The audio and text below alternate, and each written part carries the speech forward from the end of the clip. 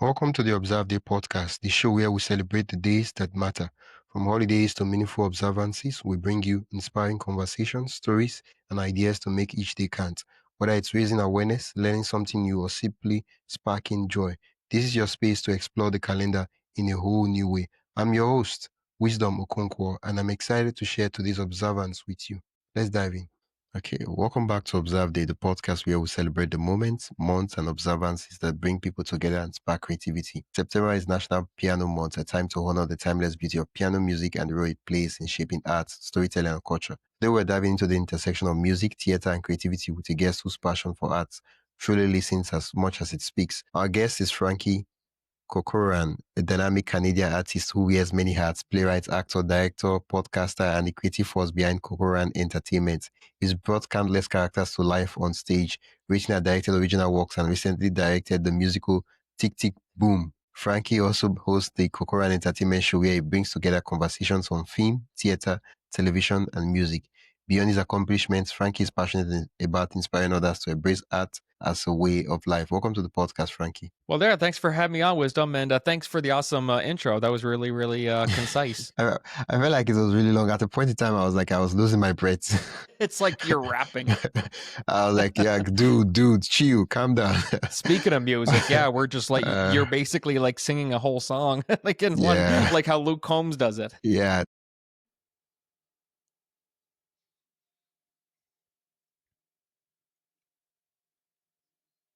That's an option. You can always go back to it if you want to.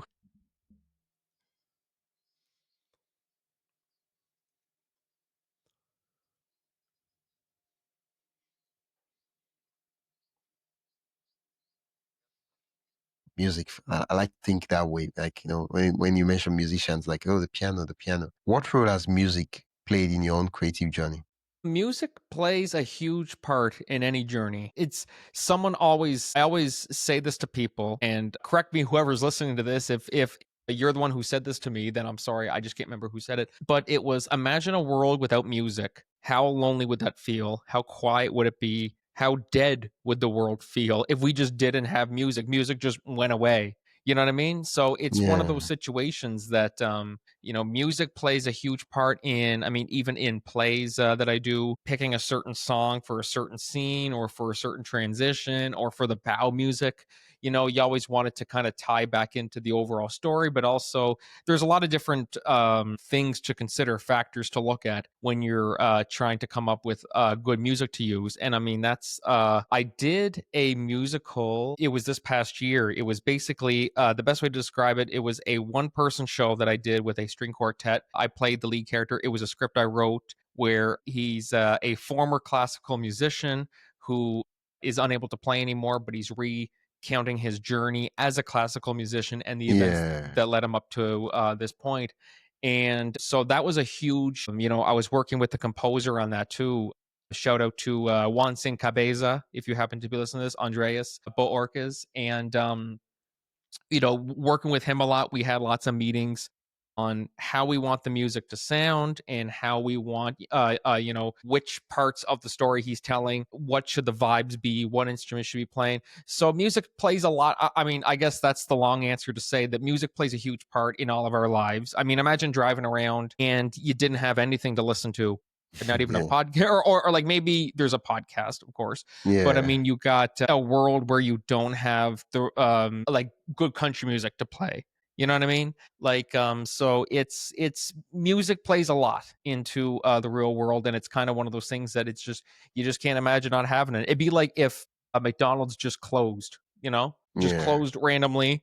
We don't have McDonald's anymore. Where are we going to go for our late night, 12 o'clock, 3 a.m. Munchy meat when we're hungry, So that kind of vibe, I guess. Your recent work directing Tick Tick Boom. It combines story and song beautifully. I'm curious, what did the project teach you about the connection between the narrative and also music? Well, that one, Tick Tick Boom, is probably one of the best plays that I've directed. It was it was the first musical that I ever did. I don't really do many musicals, but when I do, I make sure to bring the best people together because I'm not a musical director. I brought in amazing people who came down to do choreography and vocal coaching and all that stuff. But Tick Tick Boom was one that I said this is one that has to be. When I first saw the movie, for those of you guys who haven't seen it, it's the real life story of the guy who created Rent, Jonathan Larson. And there's a movie adaptation for it that's on Netflix, starring Andrew Garfield. And Oscar nominated film. Andrew Garfield was nominated for Oscar for it as well. And it was also Lin Manuel Miranda's directorial debut, who of course created Hamilton. So it's a story. So like it follows Jonathan Larson back when he was turning. It was on the verge of his 30th birthday. This is well before Rent. This is probably about 6 years or so before Yeah. Rent premiered. And so he's like struggling. He's like, I'm turning 30, and what do I have to show for it? He has a big workshop for his musical Superbia, and this is going to be my big break and this and that. And he wants it to go well. Turns out that Superbia wasn't the one that set him on or put him on the map. It was, well, Tick Tick Boom and then Rent. Well, and but it's one of those stories that it's every artist goes through it. Every artist goes through rejection. They go through with struggling financially, if Yeah. they're like bleeding all of their time and resources into this project, I'm losing my mind, you know what I mean, like how am I going to pay my bills and this and that. So it's a story that I said has to be, and there's lots of people that I know who are creative people that want to pursue it. And so Jonathan Larson, his story was just always so inspiring to me. And for those of you guys who don't know, he died on the night before Rent's first public or off Mm. Broadway performance. He died of a aortic aneurysm.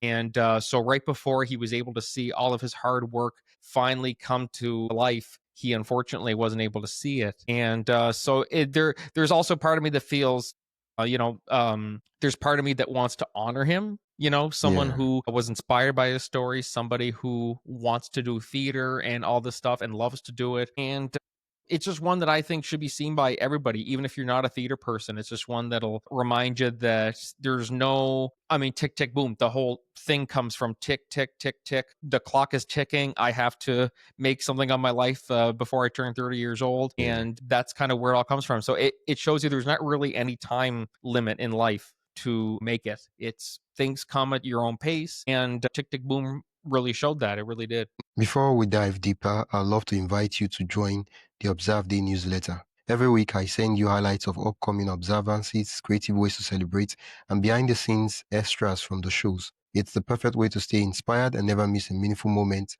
Sign up today at observeday.com/join. That is observeday.com/join.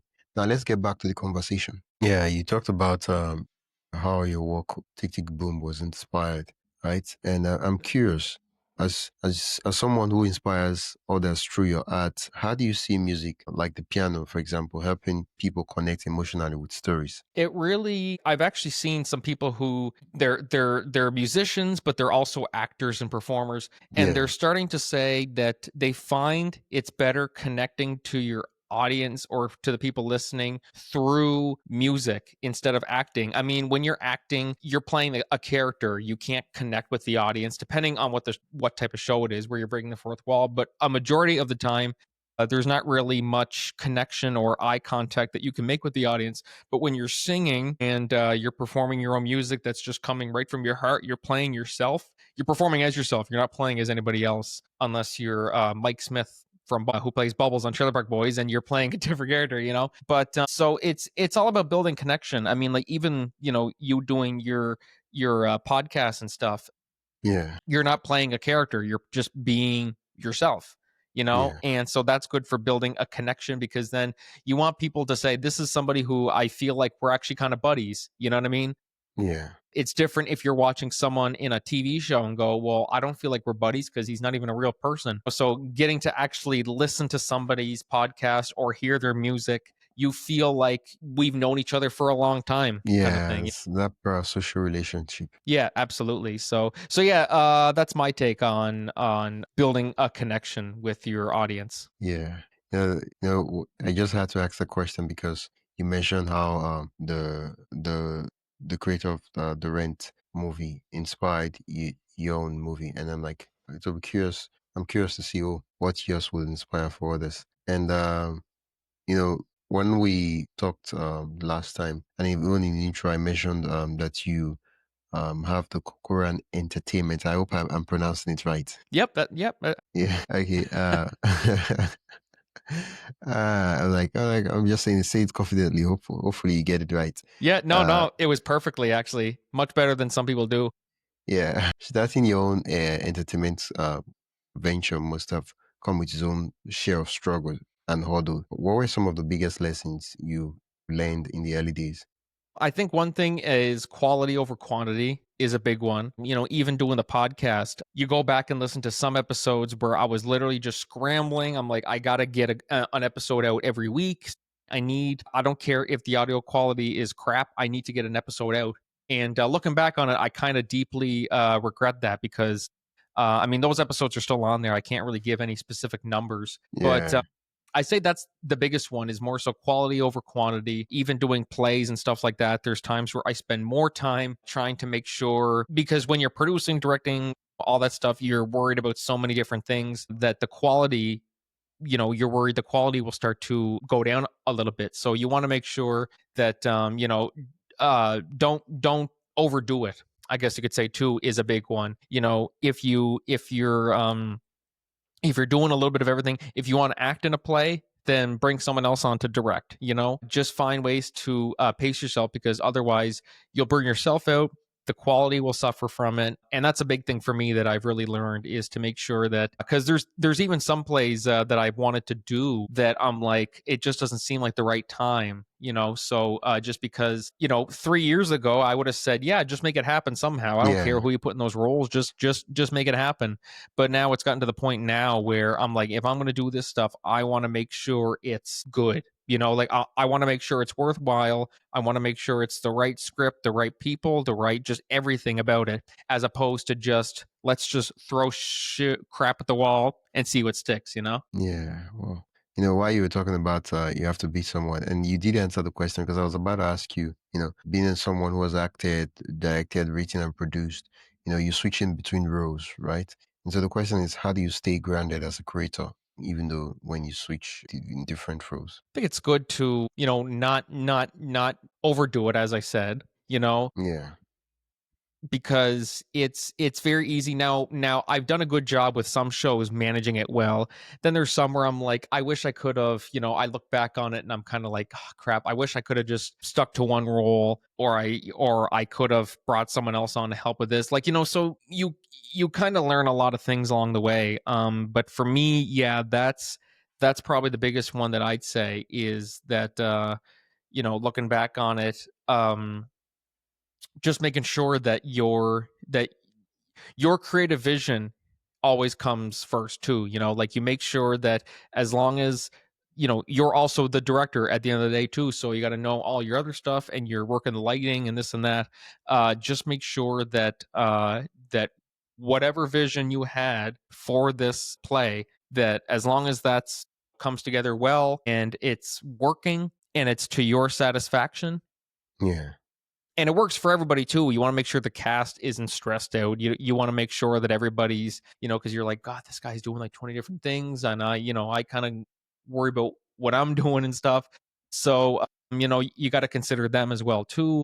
And yeah, just don't overdo it. Don't be afraid to ask for help. I'm always like that. I'm always stubborn. I try to do stuff myself sometimes because I'm like, no, it's fine. I'll do it. I don't want to bother anybody. But then it comes to a point where it's like don't lift that 500-pound filing cabinet by yourself. Go get help. I'm just saying it because I'm looking at one right now. And just don't be afraid to ask for help is the biggest thing. There's no such thing as dumb answers, even if you're Yeah. the leader. Yeah. Well, since this episode is all about inspiring the next generation to pick up an instrument or return to music, what advice would you give to someone rediscovering creativity through theater, art, music, or piano, whatever the case might be for them? Do it because you love it. Don't do it to impress everybody else. Do it just because it's for you, because you'll find that if you're constantly trying to satisfy everybody, you're going to spend the rest of your life driving yourself up the wall because you don't know how do I impress this person? I want to impress them. They're impressed now, but now this person's mad because of this. So just no matter what, just do it for yourself at the end of the day. Do it for you and don't let others say, come on, just block it out. You're doing your thing, they're doing their thing. They can have their opinions and their thoughts, but I mean, they don't let them try to tell you what to do and what not to do. Well, thank you so much. I did prepare lightning round sets of quick fire questions Yeah. for you. I will run through them and I will conclude the episode. You ready? Yeah, let's go for it. What's the first instrument you ever learned or wish you had? The first instrument I learned was piano. I played the piano in grade 5. I learned how to play it. I don't really remember it now. It was so long ago. And then my grandmother always had one in her house too, so I always played that. So yeah, long answer, piano. Okay. If you could collaborate with any composer or musician, living or dead, who would it be? Hans Zimmer. I would absolutely do Hans Zimmer. It scared me, Okay. Okay. some of the greatest. Yeah. Yeah, Interstellar. Interstellar. Yes, that's right. Almost already did that. Yeah. Stage or screen, where do you feel most alive? A stage, I'd say. Stage. What's your favorite creative ritual before stepping into a performance or directing role? Creative. Ritual. What? Yeah. Sorry. What's your favorite creative ritual before stepping into a performance or directing role? Just unwind, take deep breaths, and don't be nervous. What's one word that sums up what art means to you right now? One word. Rewarding. Very rewarding. Yeah.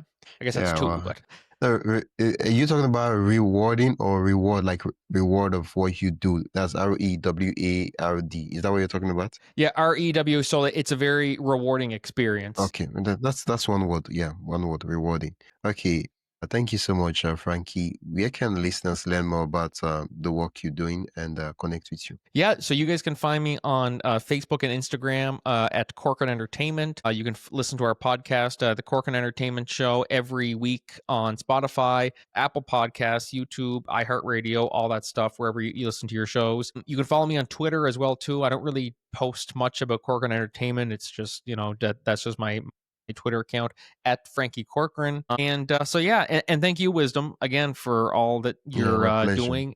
And you're doing lots of great stuff, man. So thank you Yeah. again. Yeah, you're welcome. My pleasure. Thank you so much, Frankie. I will put the links mentioned in the description and the show notes so listeners can just click and go directly to the site. Once again, it's been an absolute delight to listen to you talk about and share your passion for music and creativity. Well, of course, man. Thank you again. I appreciate it. That's it for today's episode of the Observe Day podcast. Thank you for spending your time with us as we explore today's observance. If you enjoyed this episode, be sure to subscribe wherever you listen to podcasts and share it with a friend who'd love to celebrate life's special days too. Don't forget to join the newsletter at observeday.com/join for more observance stories, tips, and updates. Until next time, keep finding meaning in every day.